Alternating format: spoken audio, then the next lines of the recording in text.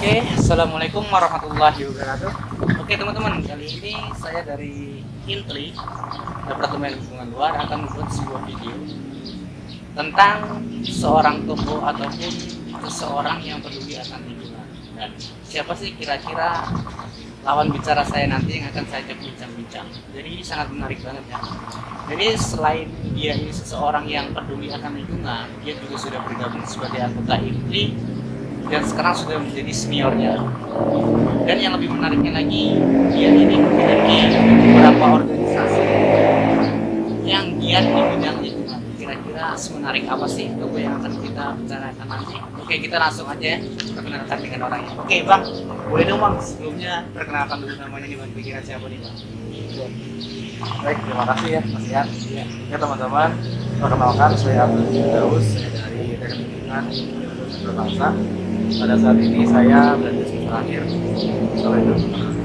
Oke, jadi Bang, masuk aja ya di Bang ya. Ya. Ini termasuk mahasiswa semester akhir nih. Makanya tadi saya bilang kenapa dia sebagai senior saya, karena dia sebentar lagi bakalan sudah juga Bang ya. Kalau nggak ada halangan berarti tahun ini selesai. Ya. Oke, jadi sebenarnya gini Bang, makanya sebenarnya kenapa sih saya mengundang Abang ini buat saya hampir bincang-bincang di sini. Sebenarnya tenang aja di Bang, ini santai aja. Karena saya lihat dari apa ya, dari sosok Abang ini banyak banget menginspirasi saya juga. Di antaranya ya karena Abang juga terus juga lihat banget di organisasi yang menangani permasalahan di lingkungan.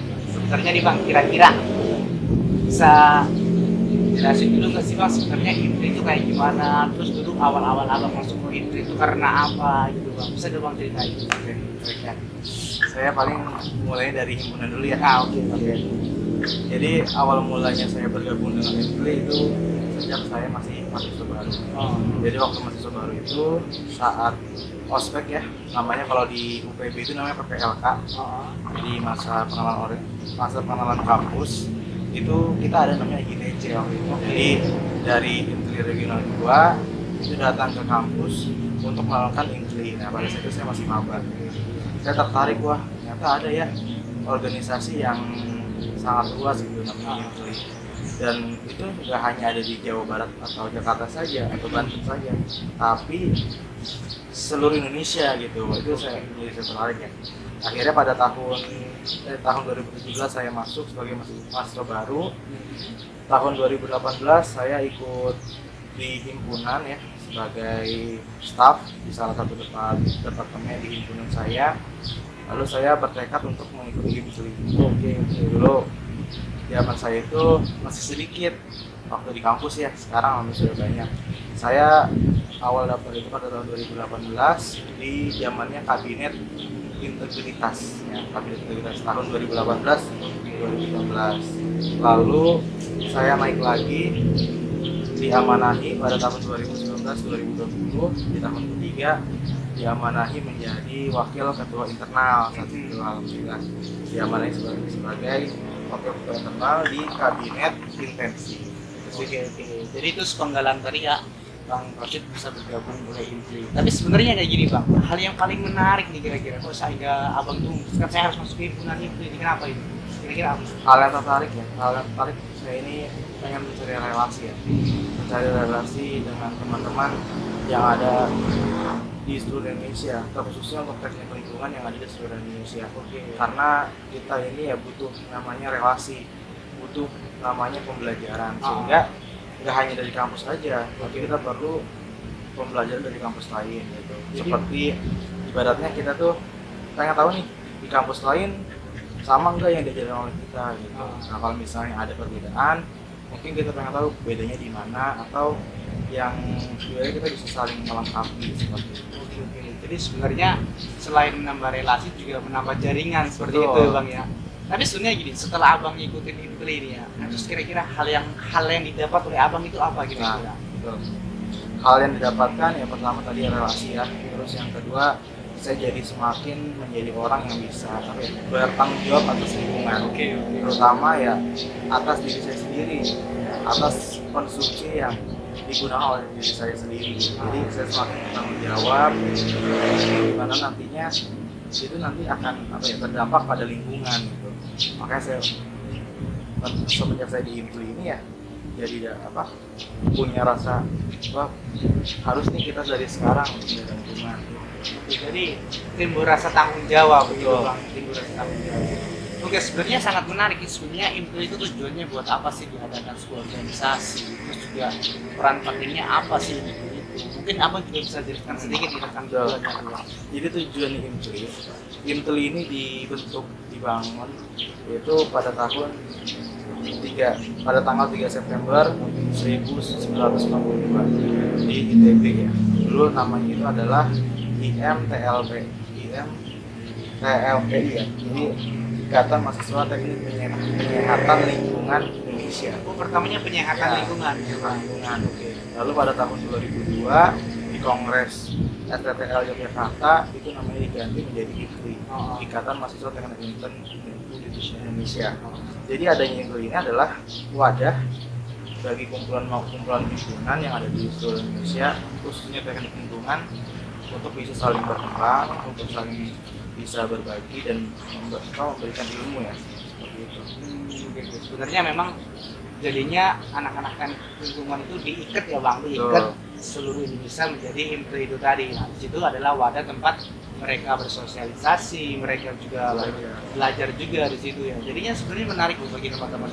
Mungkin kalau di tempat teman-teman di sebuah kampus cuma ada himpunan teknik lingkungan, nah ini jadinya lebih besar lagi ya Bang, di atasnya itu gitu Bang ya. Ikatannya adalah Indonesia gitu. Oke, itu sangat menarik juga sih Bang. Tapi sebenarnya kayak gini, ini juga sebuah video yang saya bikin bukan hanya untuk menggunakan Impli juga Bang. Tapi sebenarnya ketika seseorang sudah masuk Impli, terus juga dia sebagai backgroundnya anak teknik lingkungan, kira-kira nih Bang, organisasi apa lagi yang Abang ikutin? Kalau organisasi yang saya ikutin selain himpunan dan Impli, saya juga bergabung di kegiatan literasi mahasiswa. Itu salah satu organisasi atau komunitas yang bergerak pada literasi, jadi untuk pengembangan pengetahuan iptek gitu. Jadi lebih luas lagi kepada ilmu pengetahuannya gitu. Dan saya kebetulan masuknya di divisi lingkungan gitu. Divisi lingkungan jadi, juga gitu. Untuk pengedukasian lingkungan. Untuk lingkungan lagi gitu. Tapi kayak gini Bang, dengan background teknik lingkungan, terus juga masuk ke organisasi, itu udah tempatnya dijadiin seseorang yang benar-benar peduli dengan lingkungan. Kira-kira nih dari pribadi Abang, rasa tanggung jawab itu tumbuh sendiri atau kayak gimana? Rasa tanggung jawab itu terbentuk oleh kita pertama melihat sih sebenarnya.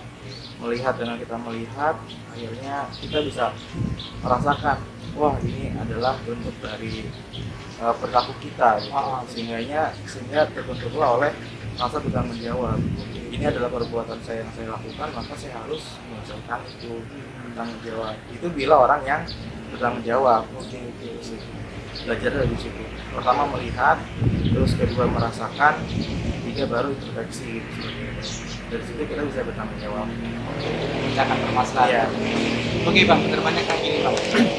Anak himpunan tuh Bang, anak himpunan banyak banget. Saya juga udah pernah berbicara dengan teman-teman gitu. Sebenarnya anak teknik lingkungan itu memang mempunyai tanggung jawab untuk memperbaiki lingkungan, apalagi dengan kondisi seperti ini sekarang ini ya Bang, yang kita rasakan gitu. Kondisi sampah sudah sangat luar biasa banget, terus juga pemanasan global juga sudah banget gitu. Kira-kira nih Bang, langkah-langkah kecil yang sudah Abang lakukan nih untuk memperbaiki lingkungan itu apa aja? Oke. Salah satu langkahnya ya adalah saya bertanggung jawab untuk diri saya sendiri sih. Jadi misalnya nih saya susah untuk mengedukasikan kepada masyarakat gitu kan, itu sangat susah sebetulnya. Dan kita pertama mulai dari diri kita sendiri dulu. Ketika diri kita sendiri sudah bertanggung jawab, sudah ibaratnya berpegang teguh pada menjaga lingkungan, nah dari situlah kita akan bisa bertanggung jawab gitu. Tapi sebenarnya kayak gini Bang ya. Untuk menumbuhkan rasa tanggung jawab kalau untuk diri sendiri mungkin bisa Bang ya. Sekarang yang menjadi PR kita adalah kebanyakan masyarakat itu tidak mempunyai tanggung jawab terhadap lingkungannya masing-masing gitu Bang. Kalau saya lihat dari cerita Abang tadi, saya dengar dari cerita Abang tadi, memang sebenarnya kita mulai dari diri kita sendiri. Berarti di situ kita memberikan contoh kepada masyarakat gitu bang. Ketika kita sudah mulai, kemungkinan juga masyarakat kemungkinan akan sadar diri dengan itu ya bang. Oke, sekarang kayak gini bang. Setelah melalui proses-proses yang sudah ada, terus sekarang juga bang sudah di posisi semester akhir gitu ya, setelah selesai. Kira-kira nih, sebagai anak lulusan teknik lingkungan dan juga sebagai senior dari Himtri, abang kira-kira punya motivasi apa ntar ke depannya bang untuk tentang lingkungan? Iya, saya salah satu tujuan ya, salah satu cita-cita yang saya wujudkan, yaitu adalah membuat bank sampah sih teman-teman. Oh, bank sampah, oke. Itu termasuk berarti ya salah satu membantu untuk mengedukasi masyarakat, dan salah satu juga untuk membantu mengurangi atau menanggulangi permasalahan sampah. Oke. Jadi dari bank sampah itu sendiri kita bisa menolong dan mensejahterakan masyarakat kan, dari menabung uang sampah itu, dan dari sampahnya juga kita bisa proses dulu sebelum masuk ke TPA. Untuk itu cita-cita saya. Kebetulan itu juga itu salah satu proyek besar yang saya masukkan ke dalam tugas besar saya terakhir ya, di program entrepreneur, mata kuliah entrepreneurship. Oke, ya. Jadinya punya cita-cita yang mulia banget ya, ingin menciptakan bank sampah. Tapi kayak gini bang, kira-kira detail kegiatannya yang dilakukan itu apa sih bang? Nah, dari bank sampah itu sendiri ada beberapa aspek yang akan nanti kita bangun. Yang pertama, kita akan mengedukasikan ke masyarakat. Kita ada melakukan pengedukasian kepada SDM kita. Tujuannya apa? Tujuannya agar masyarakat, oh ternyata sampah itu bisa menghasilkan uang. Jadi sampah itu nggak jorok, nggak jijik ya, sebenarnya sampah saja gitu, sampah, tapi itu juga bertanggung jawab gitu atas semua yang kita konsumsi, yang kita beli seperti itu. Dari sampah organik yang bisa kita jadikan kompos, ya sampah anorganik yang bisa kita bisa daur ulang. Jadi sebenarnya setelah melakukan itu pasti kan ada sasarannya nih bang. Sasarannya atau punya masyarakat biasa ataupun mahasiswa ataupun kalangan lainnya. Kira-kira. Kalau untuk sasaran sih ke masyarakat umum, tapi lebih tepatnya itu ke ibu rumah tangga. Karena ibu rumah tangga yang ibaratnya bertanggung jawab atas kebutuhan pokok keluarganya seperti itu. Jadi mereka yang membeli, mereka yang memasak, sehingga kita lebih tepatkan sasaran pengedukasi kepada ibu-ibu tersebut, ibu rumah tangga, agar mereka bisa mengolah sampahnya dengan baik gitu. Dan itu salah satu sasarannya. Adapun yang seperti anaknya atau suaminya dan lain-lainnya, itu kita lebih ke pengedukasian untuk pemilahan. Nah, itu pemilahan. Jadi jangan sampai kita tuh membuang sampah ya secara satu gitu. Nah, itu sesuatu yang bahaya menurut saya. Bahaya yang nantinya bila diteruskan dan tidak ditanggulangi maka akan berakibat fatal kepada bumi kita ini. Oke, jadi sebenarnya tadi sasarannya adalah keluarga ya, ibu rumah tangga, terus juga dari suami, dari anaknya juga ada sumbangsinya juga di sana. Itu sebenarnya sangat menarik juga gitu. Oke bang, itu kan semacam kegiatan yang belum pernah dilakukan gitu. Tapi kayak gini bang, dalam melakukan kegiatan nanti bakalan ada nggak nih bang kira-kira tantangannya bang? Kira-kira tantangannya bakalan apa ini? Pasti. Kalau tantangan pasti sangat berat ya. Karena kebiasaan orang Indonesia itu ibaratnya agak kurang respect dengan lingkungan. Jadi mereka tuh ya ibaratnya kita sebagai masyarakat Indonesia masih kurang aware, peduli kepada lingkungan. Seperti ya contoh halnya adalah membuang sampah gitu. Untuk sekarang ini ibaratnya membuang sampah pada tempatnya itu adalah salah satu pepatah yang ibaratnya sudah tidak didengar lagi gitu, hampir tenggelam. Sebenarnya sampah itu adalah bahaya gitu ibarat sekarang. Jadi bukan buanglah sampah lagi pada tempatnya, bukan hal yang perintah lagi, tapi kita harus memberikan pepatah yang ibaratnya sampah itu berbahaya.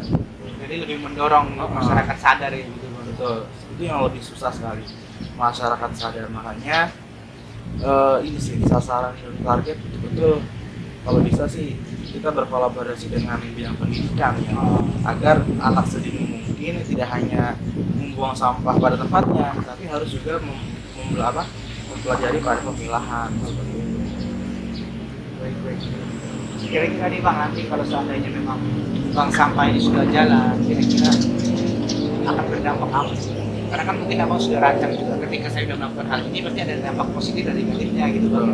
Nah sekarang coba dong abang jelasin kira-kira dampaknya apa ini bang? Nah, kalau bank sampah sendiri sebenarnya adalah salah satu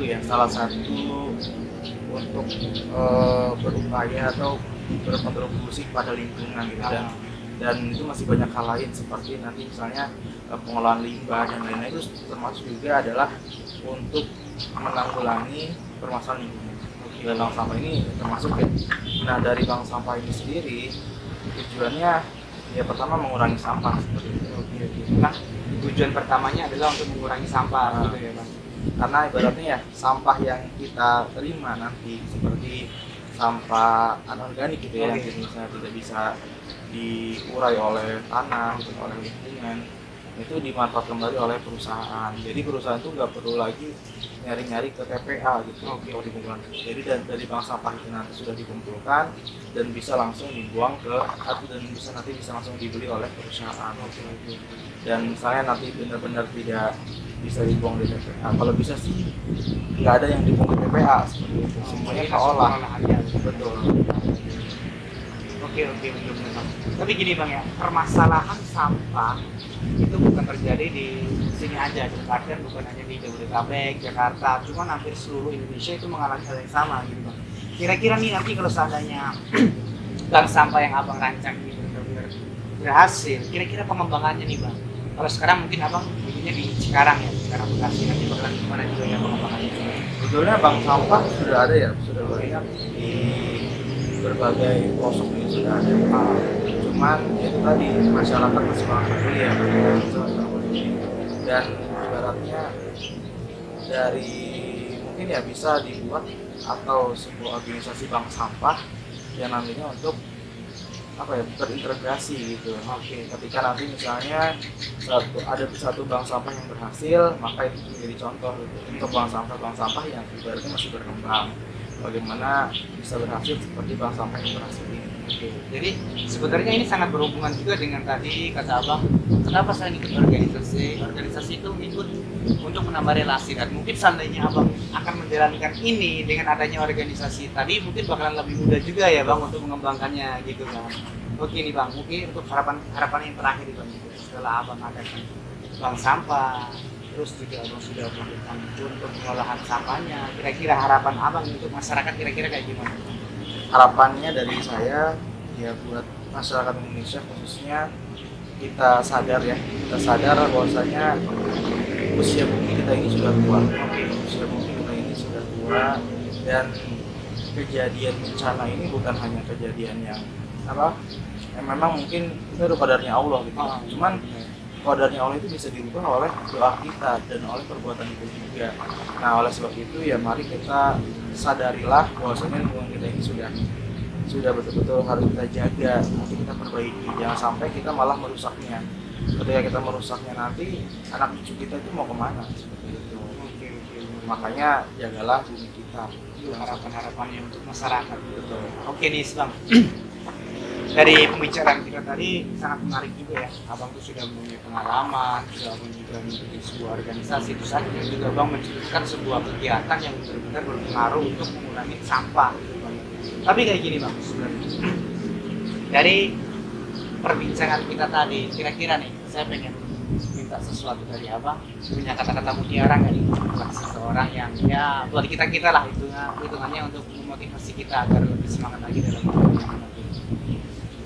Kata-kata dari saya ya, sebagai manusia kita hidup sekali, maka kita juga harus berupaya untuk bisa menjadi manusia yang bermanfaat. Jangan sampai kita hidup sekali ini menjadi musibah untuk bumi kita. Jadi jadilah manusia yang bermanfaat. Jadi kata-kata Bang Rosyid tadi adalah jadilah manusia yang bermanfaat. Itu juga bukan bermanfaat hanya manusia aja yang buat manusia saja, tapi juga untuk lingkungannya seperti itu Bang ya. Oke baik teman-teman, ini tadi perbincangan kita dengan Bang Rosyid. Bang Rosyid juga udah memaparkan semua ya tentang itu apa, kegiatan himpunan itu apa, terus tujuan itu apa. Mungkin dari perbincangan kita ini tadi dapat teman-teman ketik hal yang positif dan juga bisa teman-teman jadikan sebagai dorongan teman-teman juga agar tidak merasa lelah ataupun patah semangat dalam menghadapi masalah-masalah yang ada di lingkungan. Oke Bang, semoga yang diharapkan oleh Abang tadi bisa terlaksana juga dan bisa wisuda ya, wisuda di tahun ini. Amin. Karena kalau Abang sudah wisuda, kemungkinan saya juga bakalan meliput lagi nih ntar bakalan Abang bikin buang sampah kira-kira bagaimana gitu ya. Oke Bang, terima kasih banget Bang atas waktunya. Baik teman-teman, mungkin hanya sekian dari saya ini, video yang saya buat ini. Semoga video ini bisa menginspirasi kalian. Jadi bagi kalian yang pengen tahu tentang Inkli itu lebih dalam, kalian bisa ikutin Instagramnya juga ada Inkli ya, udah ada di Instagram. Jadi di sana juga kalian bisa mencari informasi tentang Inkli. Oke, sekian aja dari saya. Wassalamualaikum warahmatullahi wabarakatuh.